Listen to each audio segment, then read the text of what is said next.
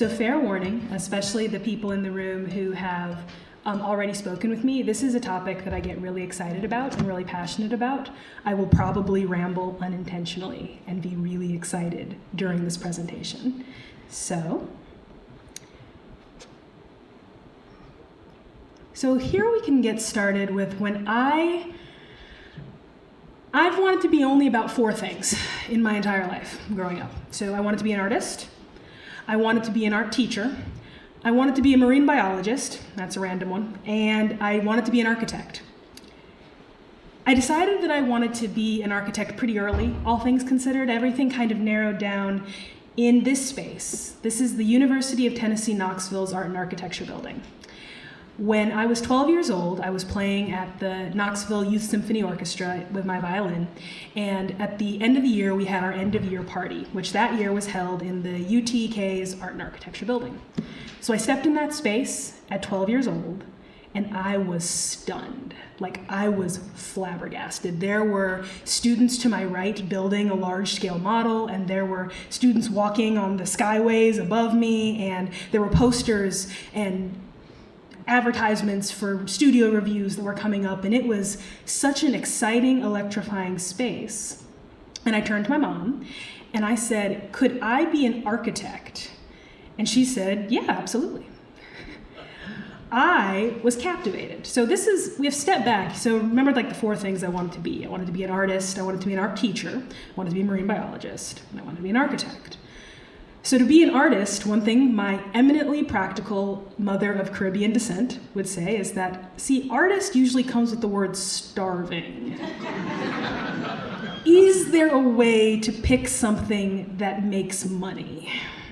I'm 12, so I'm like, well, art teacher. It's like, not really making money. To be fair, architects don't make very much money either, but that's neither here nor there. Exactly. So I was captivated when I walked into that space, and I asked, could I be an architect? And my mom said, yes, I could, but one of the things that she decided after that was, I guess she needs to meet an architect. When I was 12 years old, I had never met an architect. I didn't know what architects did. I hadn't thought anything about anything having to do with architecture. I didn't really know my next steps or what to do or anything like that, and so my mom's thing was, well, I guess she needs to meet some architects. My favorite thing to do in the world is to draw. It was then, still is. I think with my hand, and I think that is a really vital part of what led me to what I wanted to be. I used to be reprimanded in school for always doodling in the margins of my notebooks. For the record, I still doodle in the margins of my notebooks. And that was this thing that I always wanted to do. I always wanted to see. I always wanted to draw. I still always want to draw. So I didn't meet an architect who looked like me until I became an architect myself. And we'll talk a little bit about that as well. No architects had ever intersected with my community. Like I said, I had never met one. My mom had to hunt for one for me. And we'll talk about him too. So we are going to talk about drawings. We're going to talk about drawings because it's a huge part of when we start the process of engaging young people. These are just pages from my sketchbook. They're just straight scans. And this is the process of thinking. You can see notes, and you can see scribbles, and you can see watercolors, and you can see thinking. And thinking with your hand is vital and huge, and I could do an entire lecture about drawing and hand drawing, and I would love to. But we're going to talk about 2 things specifically today, and that's community engagement and mentorship. When we first talked about the topic, and I was talking to Maria and talking to other people at the Community Design Center about the topics and what we would talk about, we talked a little bit about what we'd say, and I always want to talk about mentorship, always, because I think it is the most vital aspect of the architecture profession, hands down, including the planning professions, but we'll get into that too. And one of the other things that we wanted to talk about, though, was community engagement and engaging the community, which is a huge part of what I do in my work at Urban Design Associates, which we'll also talk about. So how do we marry those 2 things, community engagement and mentorship? That's the whole purpose of the talk, so we'll get into it.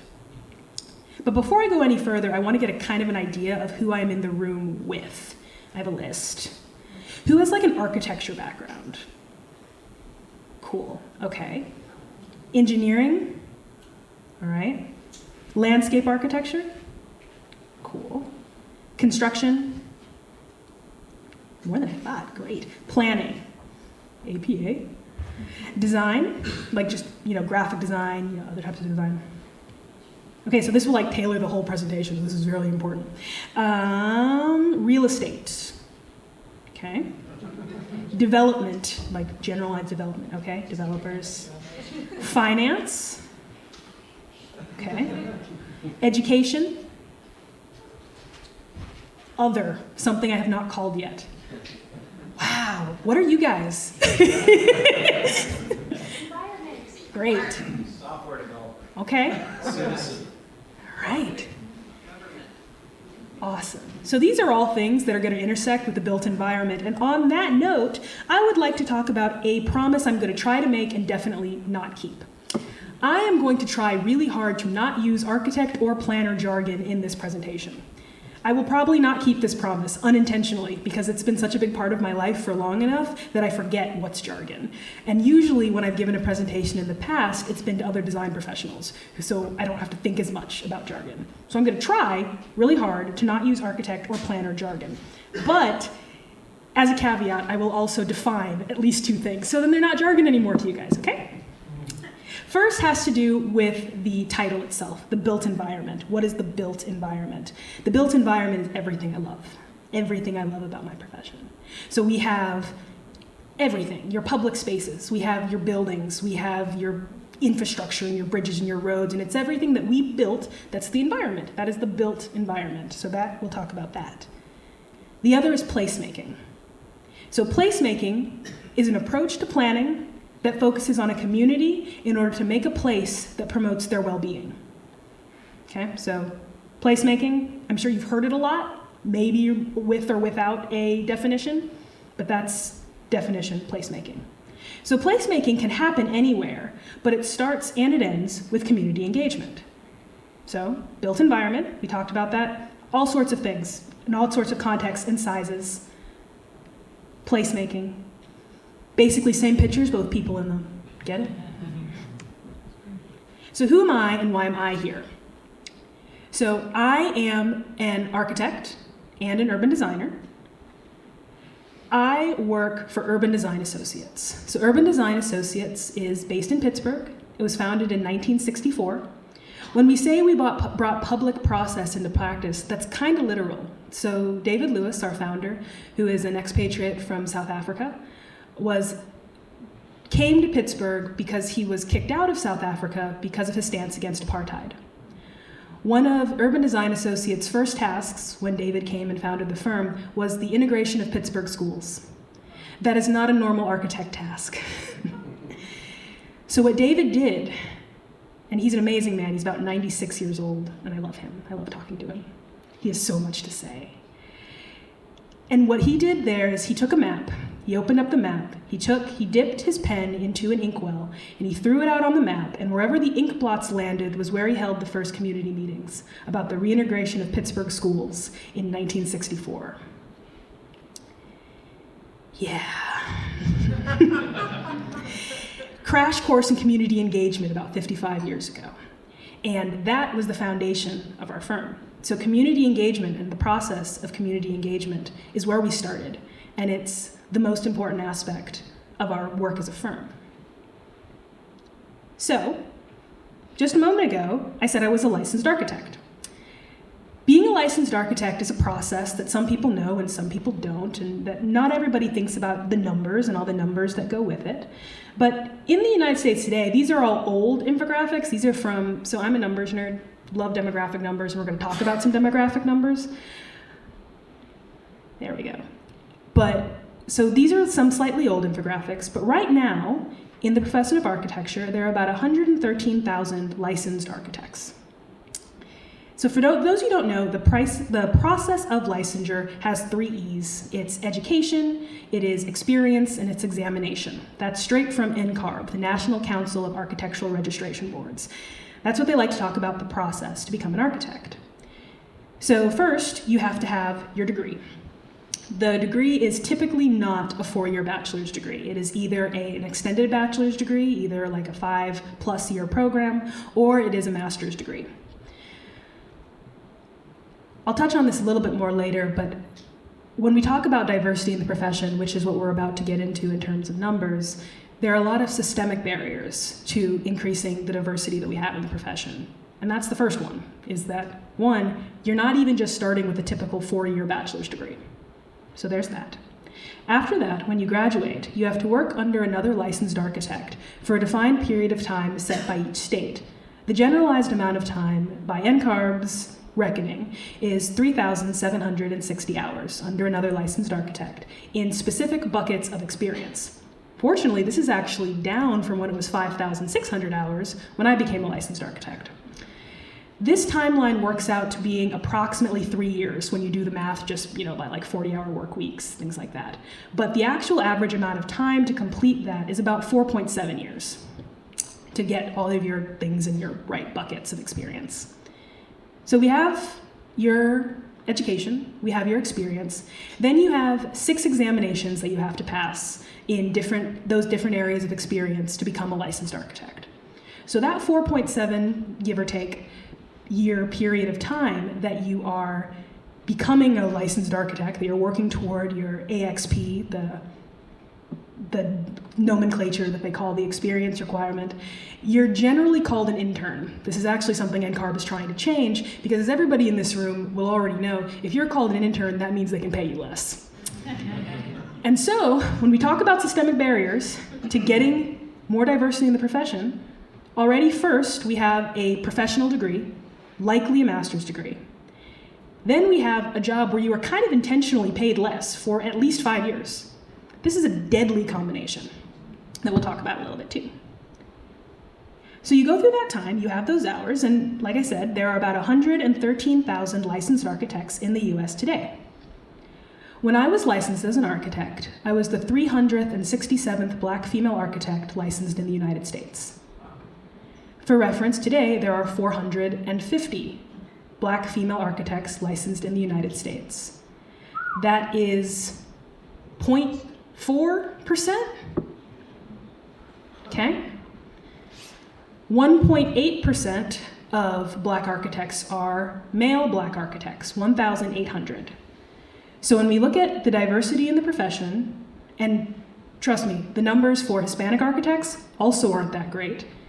Asian gets a little better, we're closer to 8% there, but the vast majority of the architecture profession is a monoculture, primarily white and male.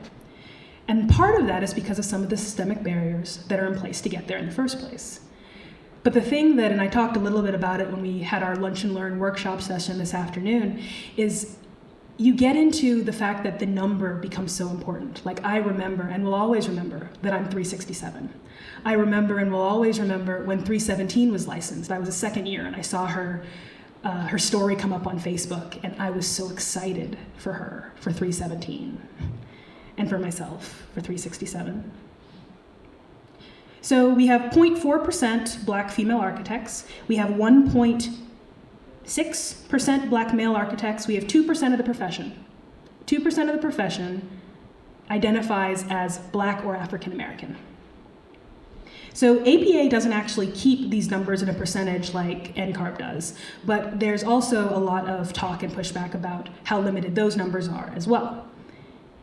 Engineers, for example, we have about a 5% number, but that includes all engineers. So that's mechanical, that's electrical, that is chemical, that is all of these different classifications of licensed engineer, 5%. All right, so we have some demographic numbers on the profession. Graphics of the demographics of the profession. The salmon-colored bar, that's the white. The purple is the Asian. I think you can see it pretty well, yeah. So that kind of gets you into dives in. This is all in NCARB by the numbers, which you can look at. They have a full demographics report as well as other numbers. Like I said, numbers nerd. So it's like my favorite day of the year when NCARB by the numbers comes out. It's really, really fun to click through, and they're good infographics, so I recommend that. I also said, though, I'm an architect, but also an urban designer. So at Urban Design Associates, we are a group of urbanists who are trained as architects. Pretty much everybody who works at UDA had an architecture degree at some point. Like, everyone was trained as architects, but we love cities. Cities are our first love. And the very beating heart of our work is community engagement. So like I said, when I talked a little bit about David and his work, community engagement was not always part of architecture and planning. It's often still not always a part of architecture and planning. So I've done work in places in community engagement where members of the community have sought me out to speak with me specifically because I looked like them. They thought that there are shared experiences that they could have with me that they did not think they could have with some of my coworkers. Shared conversations, shared experiences, shared discussions. I have also worked in communities where, quite literally, it was said, we do not want diversity here. I do not want diversity living next to me. That was a really interesting moment for me as a design professional, especially since it was not my task then to be offended by that. It was my task then to figure out what were they afraid of so that we could address that issue. So community engagement is a wild ride sometimes. So we'll get into demographics of the country in a second too. But when I defined placemaking earlier, I said it was all about community. And that means for a place to be a place, it needs people. So every public space, every park, every plaza, everything that we make, all have to have people to make them work. So we live in a rapidly diversifying country, and you probably hear that a lot. And you're getting into that more, and we talk about it, especially in a political sphere now. But as we showed in numbers on the profession doesn't actually reflect that diversity, which is an issue. So the United States is the third most populous country in the world, right behind India and China. Okay? So out of the third most populous country in the world, a staggering 82.3% of people live either in cities or suburbs. So we are an urban country. It's difficult because we're big, right? And we love to talk about and have these beautiful swatches of rural land. But 82.3% of the country lives in either cities or suburbs. So we're going to narrow that focus a little bit. We're talking about engaging youth. So how many people, when I said youth as like the title of the presentation, or when you read about the title of the presentation, thought of millennials? Either the word millennial or characterizations of millennial. Anybody? Okay. So it's a bit of a point of discussion and clarification to remind that the youngest millennial by pretty much any demographic measure is between 22 and 24 years old. There are 2 whole generations under us now. And I do say us because I am very firmly millennial, like I'm like right in there. So millennials are arguably young. I do like to consider myself young still, but they're not necessarily the youth that we're talking about today. We will get to them at some point because they're part of this pipeline, this connection too, but there seems to be some level of lingering need to talk about millennials, and especially to talk about them as teenagers, even though there hasn't been a millennial teenager for a few years. So chief among what's happening in these younger generations, these ones right below us, is this increasing diversity. I'm going to go back to a slide. So in the US, the total population of the United States is about 72% white, identifies as white or Caucasian. This is according to the census numbers, which we're about to get another census, so yay, more numbers. However, 0 to 4-year-olds born in the US, it's 63% white. So see how rapidly we're changing in a really short period of time, from 73% to 63% in the generation that's already born. This is happening really, really quickly. Also, when some of the categories are changing, being presented as other or biracial, that number is increasing rapidly and will increase even more rapidly, exponentially, as the years go on. So we have cities, lots of cities, that are already majority minority cities. We have states that are really close, if not already are, majority minority cities and states. So when we talk about engaging youth, and we talk about the transition that either these places have already made or will make within the next 5 years, I mean, this is a short timeline. When you look at Houston, when you look at New York City, when you look at Dallas, if you look at any of these major cities, Chicago, this is something that's happening right now, and it's happening fast, really, really fast. So when more make this transition, and when we talk about engaging youth, it is first really important to talk about who the youth are and what their backgrounds and experiences are. They're not exclusively racial minorities, but more so than ever before, meaning their friends are more likely to be racial minorities or mixed in some way. Their friends, their family, their connections, everything's being shaped differently in their lives than in the generations before them. That also means that if we allow it, and if we allow them, they're going to shape places differently too. Okay, so we said what makes a place. We said what makes a place is community. How many of you have heard the term third place? It's been kind of a buzzword for a little bit. Yeah, third place. That's usually referring to so when we say third, the reason why it's the third, 2 first places, home, work. Third place, where do you go when you're not at home and you're not at work?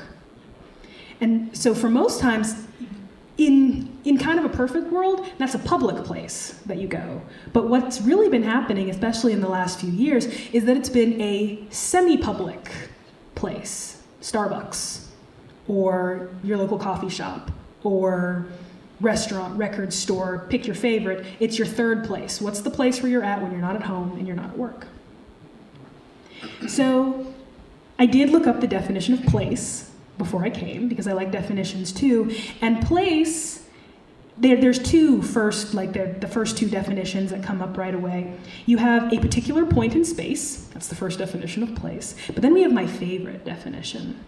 A space available or designated for or being used by someone. So that is important, so I'm going to repeat it. A place or a space available, designated for, or being used by someone.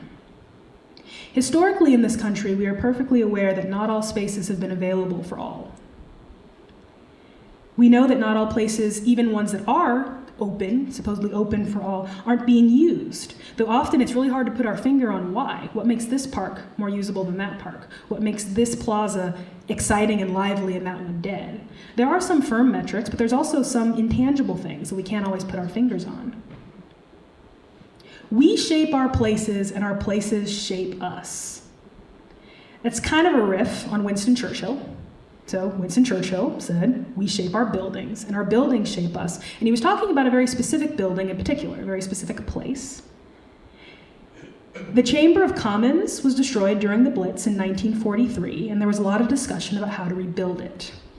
And a lot of the discussion in how to rebuild it was looking at other ways of how diplomatic chambers were built, which was usually in some sort of horseshoe or semicircle. It was something to promote dialogue and to promote an egalitarian, dialogue around a round table. That was the whole concept of these chambers at that time. So Winston Churchill was really, really set on keeping what he actually called an adversarial layout. Because in his opinion, the shape of the chamber, the shape of that place, was responsible for the 2-party democracy system in Britain. Putting people across from each other, facing them to each other, and making them dialogue in arguably an adversarial way shaped the democracy system of the country.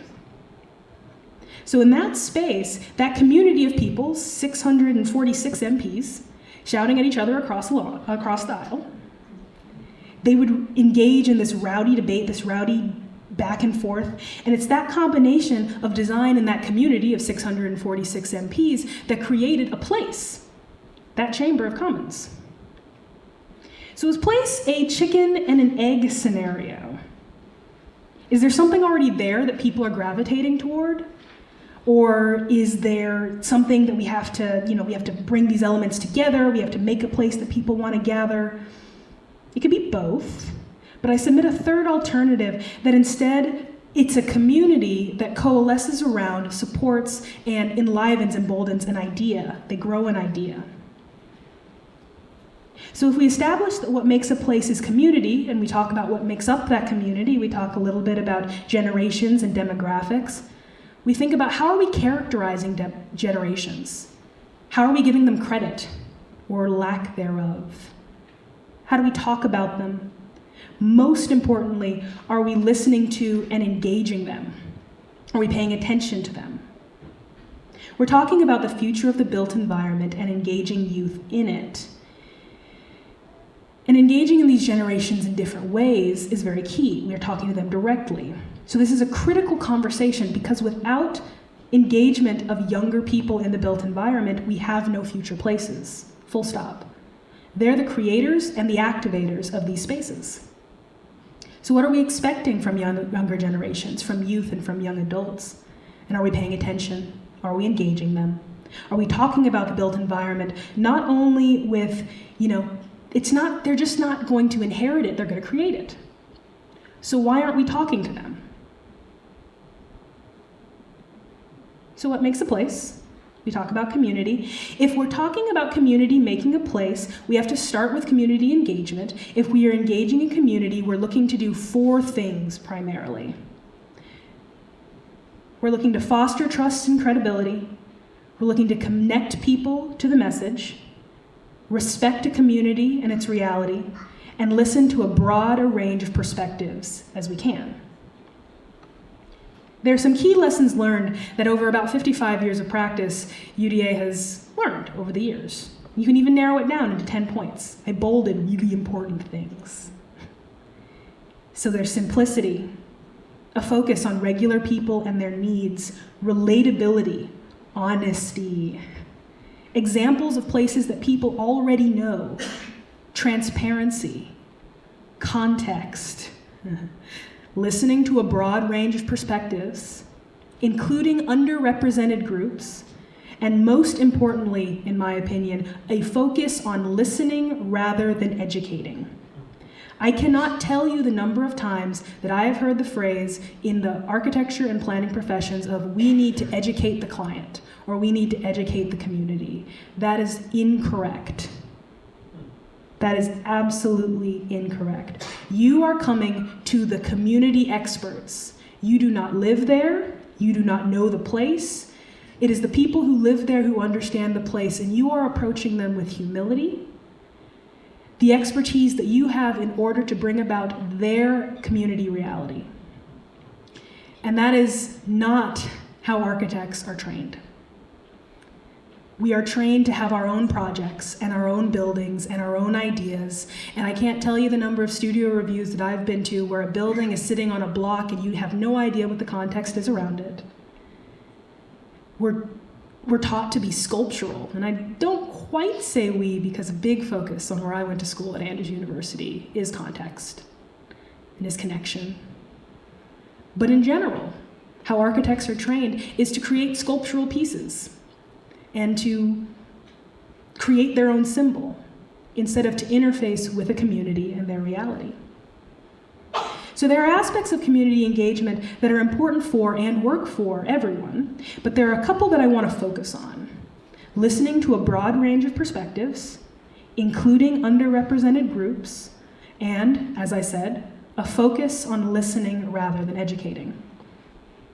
A key underrepresented group that we don't really talk about a lot are youth and young adults. We love to talk about them. In every stakeholder meeting that I have ever been in, we talk about millennials. All of them. I find this really interesting considering I am one. And so I sit in there and I think we're talking a lot about millennials or a lot about the generations, the 2 generations that are under millennials now. We talk a lot about what they want or what they need, but we're very rarely talking to them. Like the number of times I've had a conversation about what millennials want with a group of people over 60 years old is kind of staggering. So there's that. Including youth and young adults in community engagement is extremely, extremely powerful. Their energy, their optimism is contagious, and it is awe-inspiring, and we do not give them enough credit.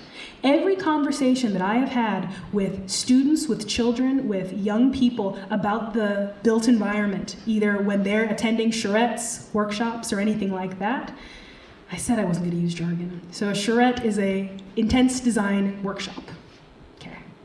So whenever I'm engaging with students, I find that they always have a much more sophisticated thought process about their place than I've ever given them credit for.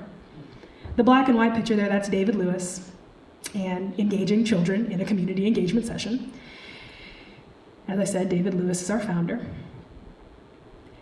So during the community engagement sessions that we had in Ithaca for a planning project that we were working on with Cornell University, we brought out the physical model. And I submit to you that the physical model, everybody loves blocks. I don't care how old you are.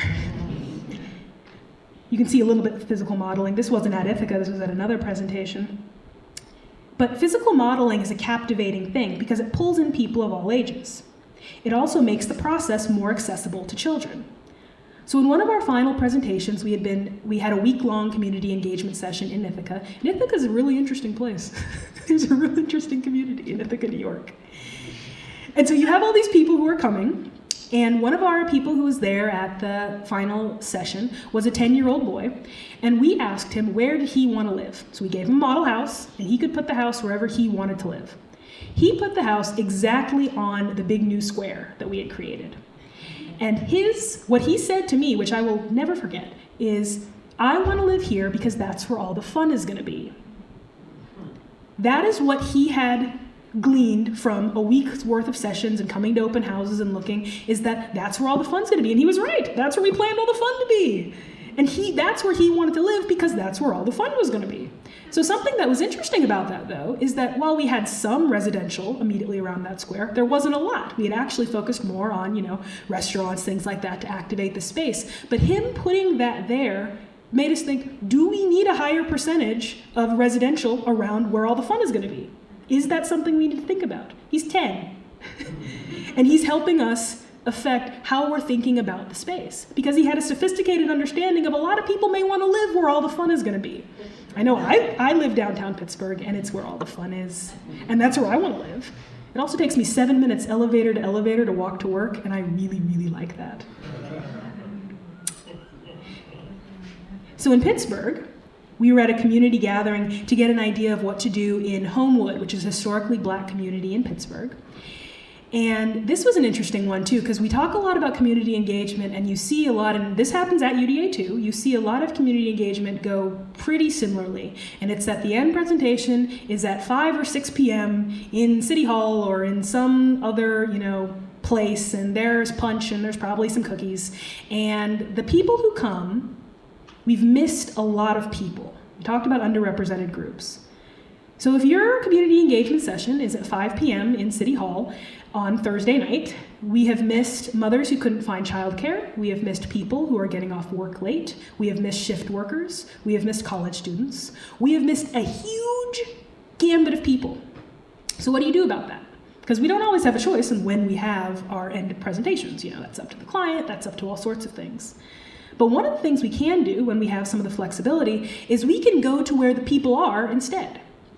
So when we were doing this planning process in Homewood for 7800 Susquehanna Street, one of the things that we did for one of our community engagement sessions is we went to the neighborhood cookout with our maps and with our dots, and it was a little weird because we weren't from there. But we went there and we ended up hanging out and playing music with the people who were there and helping set out the hot dogs and explaining the maps to people. And a group of children came around and they were looking at the maps, and they said, and we helped them point out, okay, where's your house? Where's your school? And the project that we were doing, one of the first things that one of the boys said is, if I walk to school now, more stuff will be going on and I might feel safer walking to school. Probably 12, maybe 13, with such a sophisticated understanding about the activation of the space that was going to make his walk to school a better experience. Sophisticated. Or in Paradise, California, which I don't know how many remember the campfire, and how it absolutely leveled the town of about 30,000 people, Paradise, California. UDA is the town's planner for the rebuilding of Paradise, and there's been a large number of very large stakeholder meetings. Last week, about 800 people were weighing in the stakeholder meetings. One of the stakeholder groups that was dealt with specifically was a class of 9th grade students from one of the schools. This was really important for us because one of the biggest affected groups are the children. And so it's talking about, okay, what would you like to see in a new community? Because there's this incredible sophistication and opportunities that we ignore repeatedly because why? They don't have money? They don't have experience? They have experience in living in a place. They've lived there their whole lives. Just because their whole life might be a few decades short of your whole life doesn't mean they don't have an experience to talk about too. So community engagement also does one more very, very important thing. These are more pictures. So this one is in Ithaca, as is this one. And this one is in Paradise during there was lots of back-to-back meetings. This was one of the few churches that did not burn down and was on well water, so it's been a great space to be able to host the community engagement sessions. So one of the things when we talk about community engagement, and one of the very important things that it does, is it creates visibility. So before that day in the University of Tennessee Knoxville's Art and Architecture building, as I said, I had never met an architect. Never, been to a community engagement session or had one come to my school and do a career day or anything. I'd never met an architect at all. So the day that I found out what an architect was is the day I wanted to become one. And that's really important. Like the day I found out what an architect was the day I wanted to become one. So community engagement is broad, and it's listening to a wide range of perspectives. It's doing all these things, but mentorship starts to get really specific. So it's channeling that energy and that optimism that we just talked about in students, and it's looking at, how do we help students get to this place, to the places they want to live? How do we help them understand the built environment? So we're on the mentorship part of this talk now, my favorite. And we are going to talk about 5 points of mentorship. The first one is that the profession exists. So what I have up on the screen is the diversity among NCARB supervisors. So these are people who are mentoring the next generation of architects. You see the split of men to women, 17% women, 83% men. You see the split of white to non-white or Hispanic, 88% to 12%. These are the mentors of the current next architects. Keep that in mind. So point number 1, the profession exists. This is a children's book. This is a very good children's book. It's called Norman's Architecture Adventure that a friend of mine wrote. And this whole book is about Norman, a young boy who visits a job site with his mother, the architect. So the architect was designed after me, which I was very flattered by. I don't have a child, but someday I would love to take him to a job site and have him explore. So this boy, Norman, has all of these great adventures at the job site when he sneaks out of the construction trailer and his mom doesn't know where he went. So all of my young cousins, as well as all of my friends who have had a baby this year, which is actually a kind of large amount, they all have a copy. Because one of the first things about visibility is putting it in the database, helping understand, it's not let's steer all the children to become architects. It's what even is an architect? What is does that profession even exist? And filing it away, because someday, no matter what they do, we went through that whole list of what everybody in this room does. No matter what you do, you interface with the built environment every day, all the time. And having a little bit of understanding of who the people are who create that built environment, it changes how we interact with everything. It's all connected. This visibility, making architecture into a profession, something that they hear about, something that they consider, is absolutely priceless to me. Because we learn through stories. That is how we learn. That's how we learn at our earliest age. And this story shows the fun and the excitement of watching buildings come to life. It's a very good book. So another way of the profession existing, architecture summer camps. So the National Organization of Minority Architects, of which I am a proud member, has a summer camp called Project Pipeline that operates in cities around the country. NOMA Pittsburgh had our first annual Project Pipeline summer camp last year, and it was a really great privilege to be a part of it. The focus of the camp was to get children through the initial design process. We had a site selected in Homewood, which was a neighborhood where many of our students were coming from, again, primarily minority students, but it was open to all students. And it was looking at how do we do the programming or figuring out the spatial organization of a community theater. What does a community theater need? And if we were going to build one in Homewood, how would we go about that? So this included lectures from different minority professionals in the city, as well as the best part, building stuff. Because like I talked about loving blocks, kids love to build stuff. I mean, we had them literally falling asleep during lectures, but the minute we break out the, construction paper, things got wild. And it was so fun. They were engaged, they were interested, and from there, we went from the process of building to the process of drawing. So after they had built their models, that's when we dove into the architectural drawing concepts of plan, elevation, and section. We taught about section by taking an apple up on screen, or taking it out like just an apple in my hand, giant knife, cutting it. What is a section? What's a plan? Looking at it from a distance, what's an elevation? We're able to get them to understand something that a lot of architecture students have trouble understanding, especially section. Section's hard, especially to draw.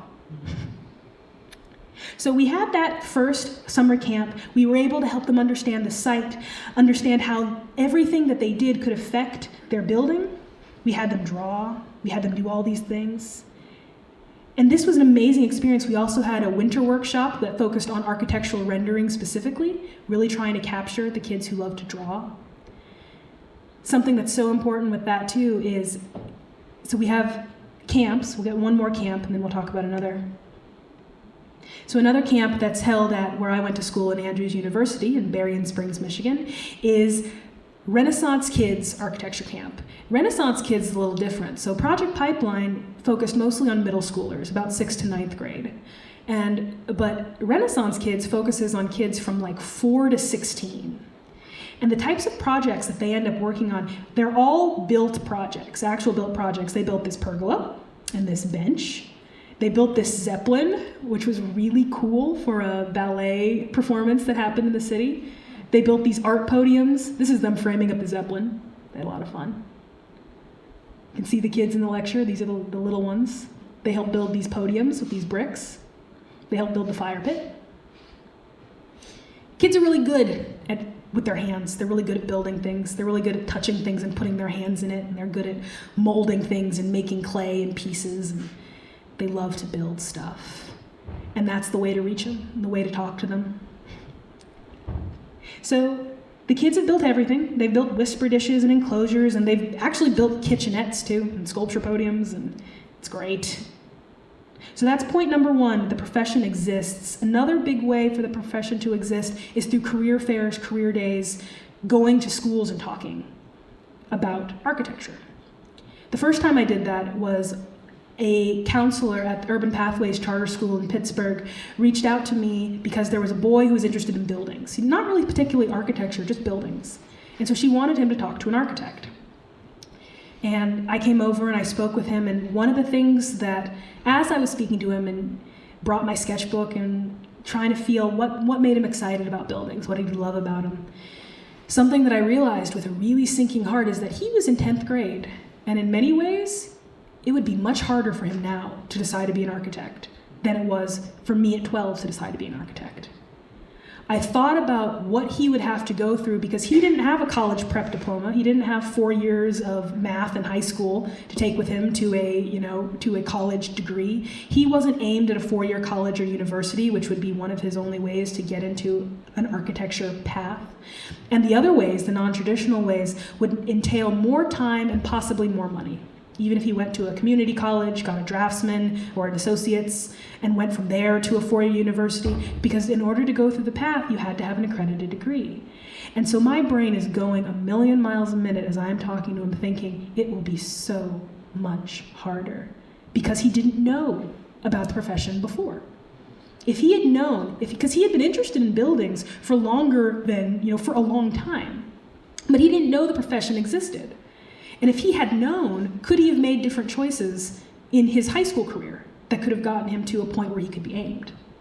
Now, we talked a little bit about this in the workshop today, and I don't want to say that we should be aiming people specifically at a profession. I'm not saying that we should be like, oh, you want to be an architect? Okay, you're on locked tracks and you can't veer. It's more about how do we broaden the mindset? How do we understand the whole spectrum of what's available? So even if they don't become an architect, what if they become a developer? What if they become a person who works at a bank who's going to be financing a project? What if they become any of these things that will intersect with the architecture profession? If they know the profession exists, it changes how they interact. It changes something. So point number 1, the profession exists. Point number 2, connect the profession to what they love. The second time I knew I wanted to be an architect, it was also on a college campus. This is the University of North Carolina, Charlotte's architecture building. And I was there for a summer camp, an architecture summer camp.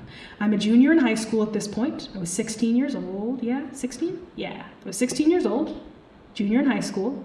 My mom, who is a huge part of the reason why I became an architect, because she was willing to find these people and these events for me, she was the one who had found and connected me with this summer camp, partially because of my uncle, because she had been doing some hunting, figuring out how do I connect her with more architects. At this point, I have met one architect. Well, I'd met 2 at this point. By 16, I'd met 2. The first one I met was Lee. And Lee is one of my mentors. Lee was about 80 when I met him. He has since passed away. And I don't think, because, when I met him, I was probably 12. He was the first architect who I ever met.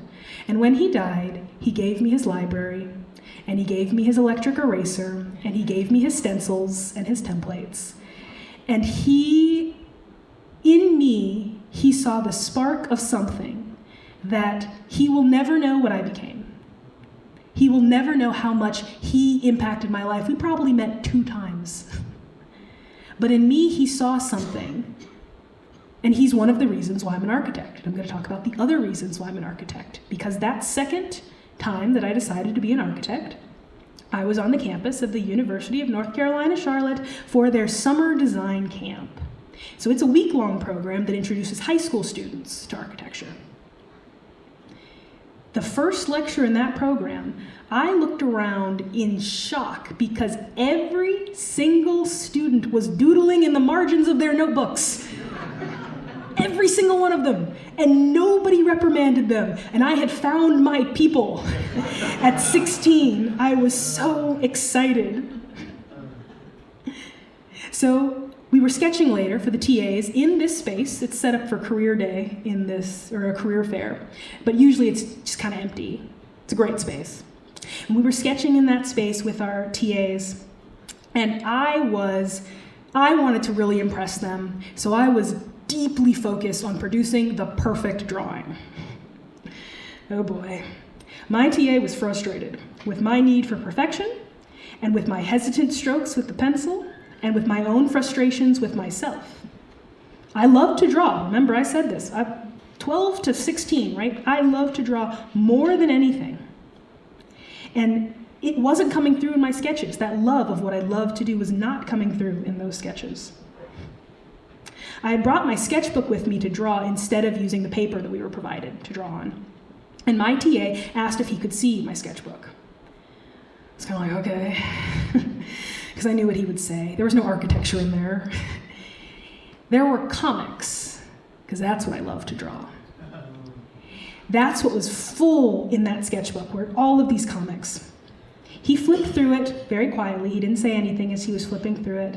And I was absolutely chagrined because I was like, okay, there's cartoons in there and there's doodles and there's stuff inspired by American comics and by Japanese animation, and some people think that's weird and I don't know what I'm going to do because I didn't draw cool architecture things in that sketchbook. My TA got very quiet And then he looked at me and he said, if you can draw architecture like you draw this stuff, you can do anything. He will never know the impact that those words had on my life. He was probably, 19? Maybe he was 20 years old. And what he said to me in that moment, instead of saying, why aren't you drawing, something useful? Why aren't you doing something useful with your stuff?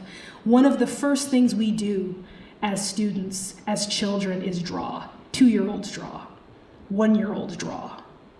They're touching and they're scribbling and they're doing these things, but it's one of the first things we abandon. And usually, when I talk to people about why they stop drawing, it's one of two reasons.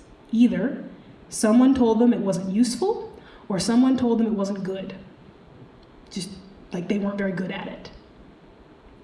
The people who rise against that are one of two people.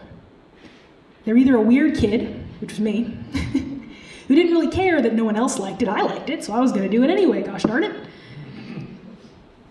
The others are people who had somebody else, a voice that was louder, that could pull them along through that criticism. He'll never know the impact that those words had on my life, my future career. Something that I had hidden as silly, he saw as a spark of something that was unique, of something that could set me apart. So the first thing I did was I put down my pencil and I took out my pen and my markers, because that's how I drew my comics. I never used a pencil. I've never used a pencil again to do my drawings, actually. So I took out my pen and I took out my markers and I started drawing what we were drawing, which were the stairs sitting in front of us, the stairs that you're standing on in those pictures. They have kind of like an optical illusion thing, and they're interesting stairs, and that's what we were drawing. And I drew those with markers and with a pen. And I drew them the same way that I would draw my cartoons. He came back, he took the page, he pinned it to the wall, and he exclaimed, "That's what I'm talking about." And I wanted to be an architect again. So that's point number 2. Connect the profession to what they already love. He didn't say, oh, this is what you have to do to be a good architect. You have to use a pencil, and you have to do it this way, and you have to do it on this type of paper, and it has to look like this. No, he said, this stuff that you're doing, that's really cool. How can you make your architecture like that? Like the stuff you're already doing, like the stuff you already love. Okay, so when I was 12, I saw the profession for the first time, visibility. When I was 16, I was confirmed and committed to the profession. When I was 18, I stepped onto the campus of Andrews University.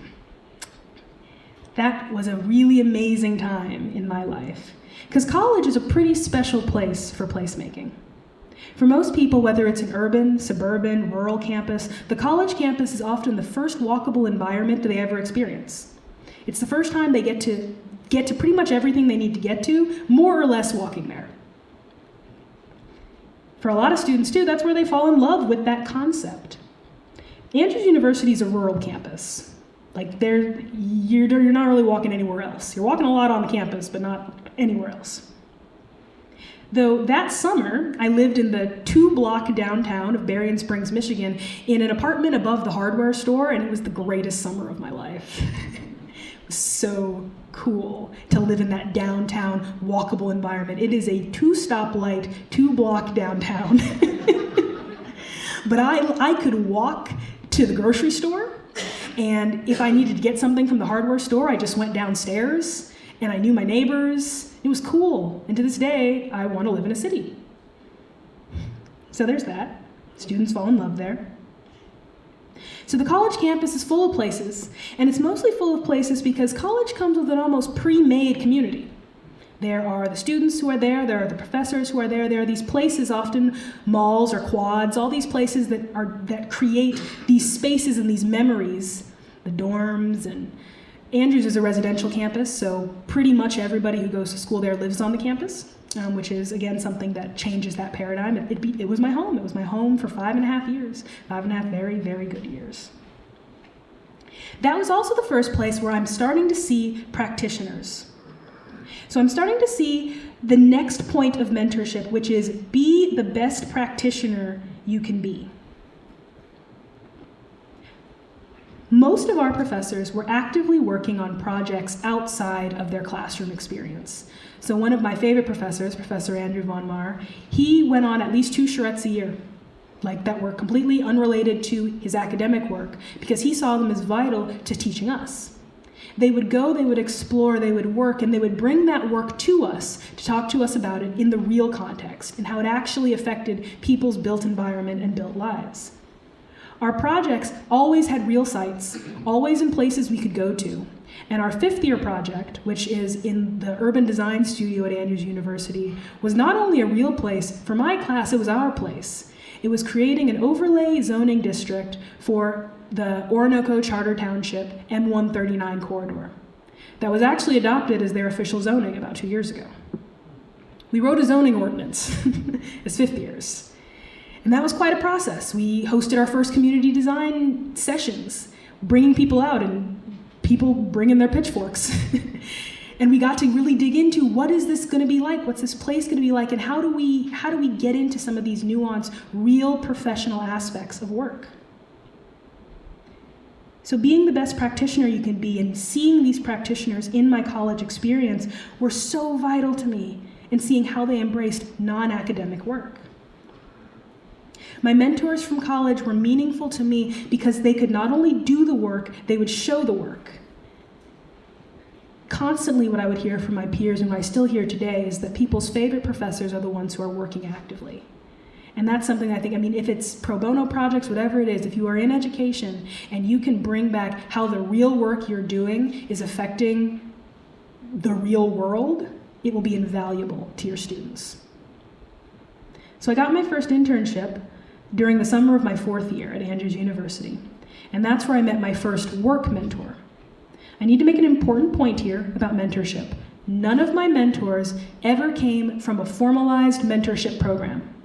There was never a process where we fill out a form about okay, now you're gonna meet with a mentor and you're gonna get your mentor and you're gonna have this formalized mentorship program. And I submit to you that it was better that way.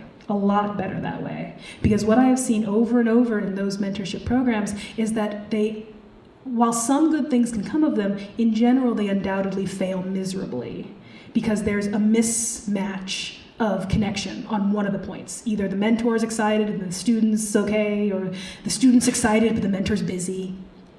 Mentorship as an organic process is key, and that's on us.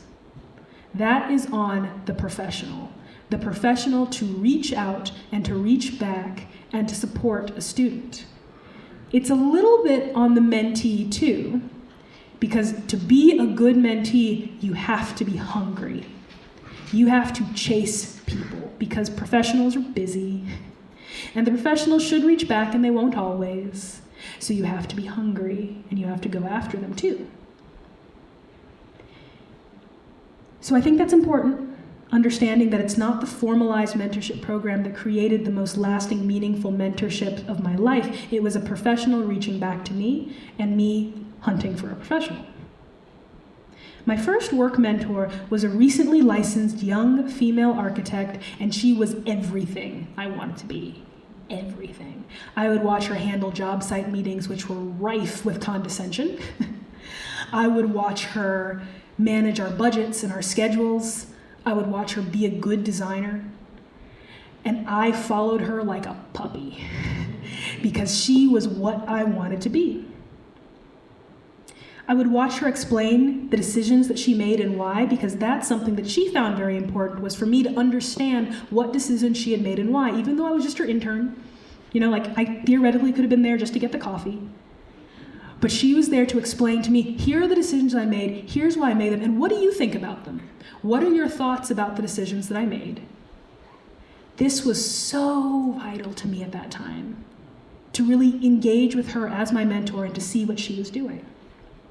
She was willing to be open and honest about her experiences with me. She deeply affirmed that I had chosen the right career path. She also commiserated with me about the difficulties of said path. And I was able to watch too as her life also changed in ways that I would like to see my life change someday, when she got married, when she adopted her son. And it was so I could see how those things, how her life changes and life choices intersected with her, the profession. This was really important for me too.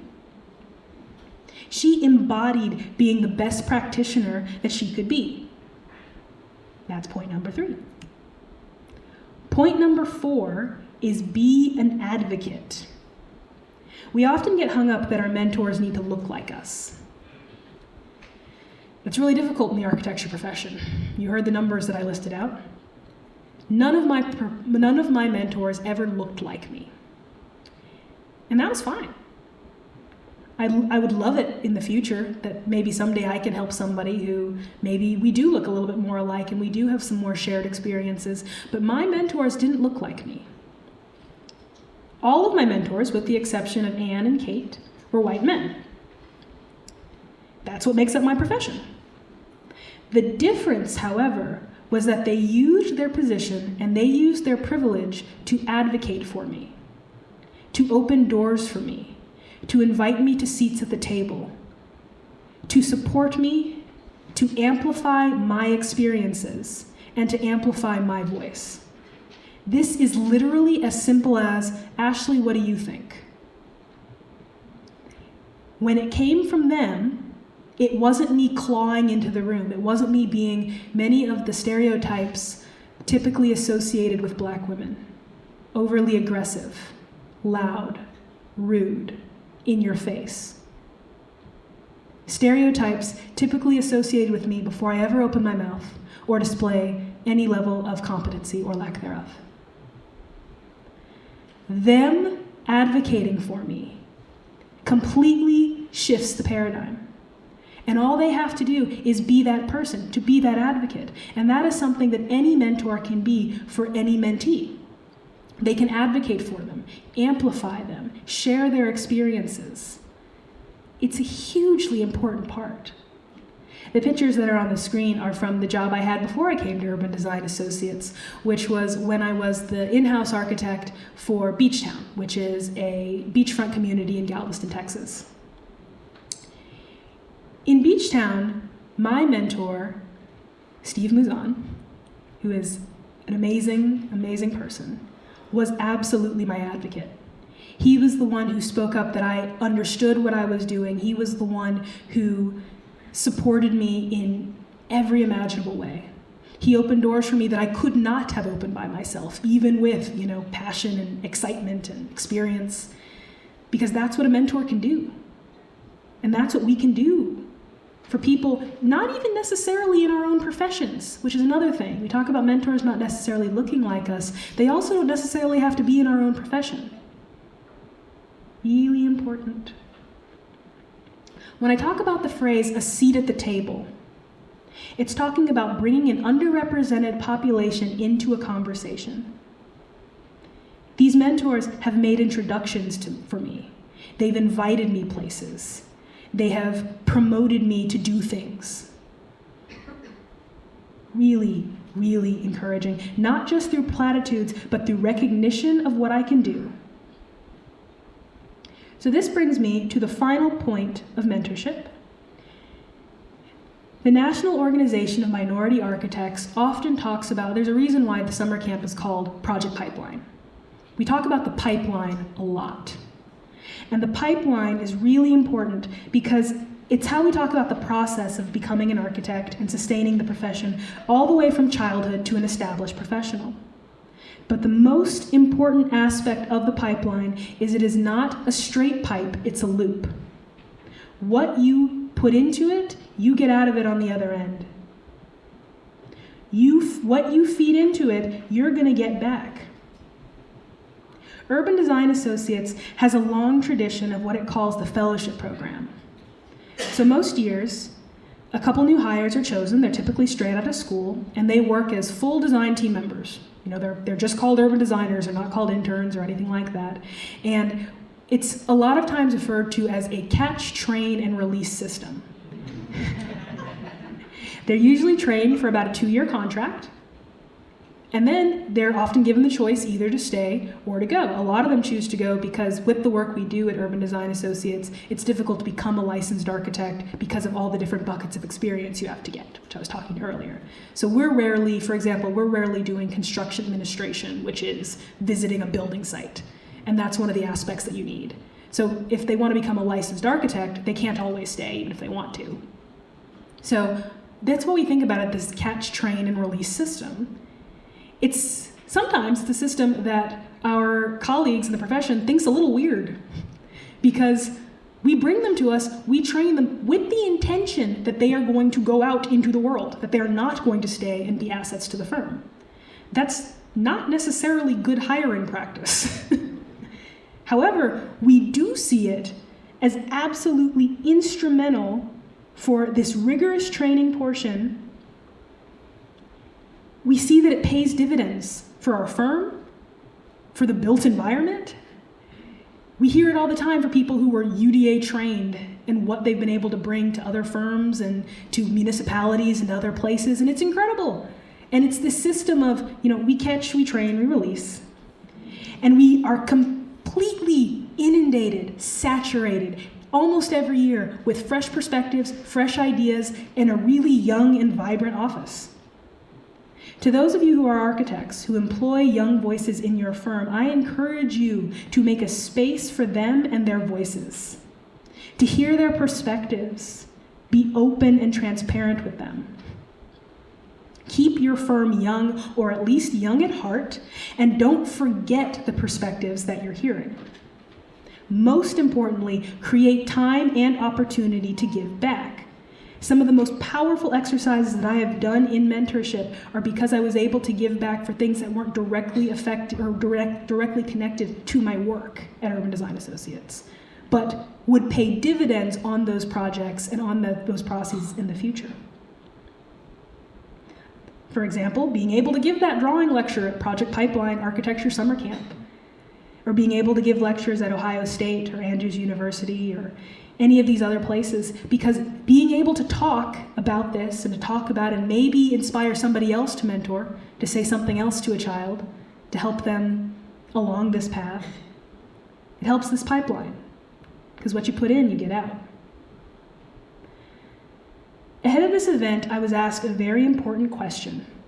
How did I believe cities would be different today if more minorities were involved in their design? And how do I believe cities of the future will be different as more minorities are involved in design? We don't really have a choice. We saw those diversification numbers, right? So hopefully sooner rather than later, we're going to have a more diversified design profession. And how is that going to change how spaces are designed now?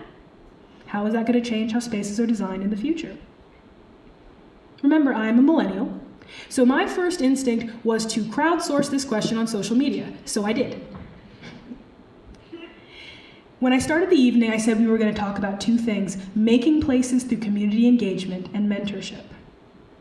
Both of these things are crucial to the future of the built environment. And we talked about the diversity of the country, and we talked about the changes of these spaces. And when I crowdsourced this question, not all the answers were positive. In fact, most of them were not. One that stood out to me was, supremacy enters rooms to which it was not invited. They explained that so much of our thought processes about design, planning, and even community engagement are so entrenched that not even demographic shifts would change them in the near future. Almost all of the others had to do with public spaces. That public spaces would be the things that were different if there was a higher diversity in planning and urban design. I believe that too. Not necessarily how the spaces are shaped, but how they're programmed too. What goes on in them. There's a difference in planning a poetry slam versus a beer garden. There just is. You're going to have a different audience coming out. There's a difference in planning yoga on the lawn versus a cookout. You're going to get different people. So when we think about how our space is planned and how our space is programmed, and who feels welcome in them, who feels invited to be there, who feels unwelcome there, who feels pushed out, that is a huge aspect of community engagement, of process, and how hopefully things will change as the demographics of the profession shift.